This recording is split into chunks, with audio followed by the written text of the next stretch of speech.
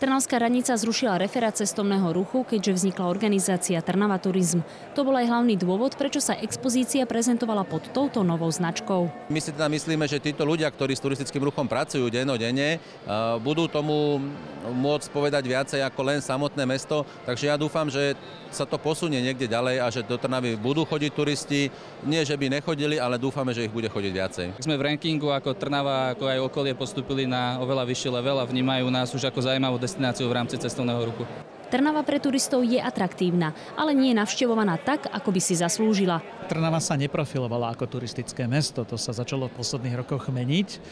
Pamiatky rozprávať nevedia, o tých rozprávajú sprievodcovia a máme Trnave niektoré základné ťažkosti. Návštevníci sa sťažujú na vreckovú kriminalitu, na infraštruktúru, ale aj na záchytné parkovisko, ktoré zmizlo pred mestskou športovou halou.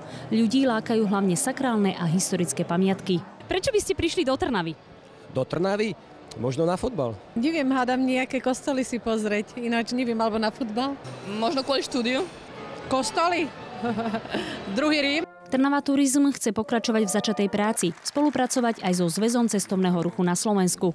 Minulý rok pripravila 3 prezentačné pobyty pre rakúskych dôchodcov, novinárov a hotelierov. Pokračujeme teraz so sprievodcami cestovného ruchu, ktorí by v marci mali prísť do Trnavy z celého Slovenska a chceme im ukázať, že sú v Trnave veci, kvôli ktorým sa oplatí turistov vodiť do Trnavy a nie len teda tých jednodňových, ale samozrejme aj tých viacdňových. Partnerským regiónom ITF Slovakia Tour bol Žilinský samosprávny kraj. V Bratislave sa predstavilo viac ako 400 vystavovateľov z 21 krajín sveta. Návštevníci na výstave cestovného ruchu spoznali, že trnavský región nie je len o histórii a sakrálnych pamiatkach, ale napríklad aj o víne, o čom svedčí medzinárodná súťažná výstava vín Vino Tyrnavia. Anežka Hrdá, Mestská televízia Trnava.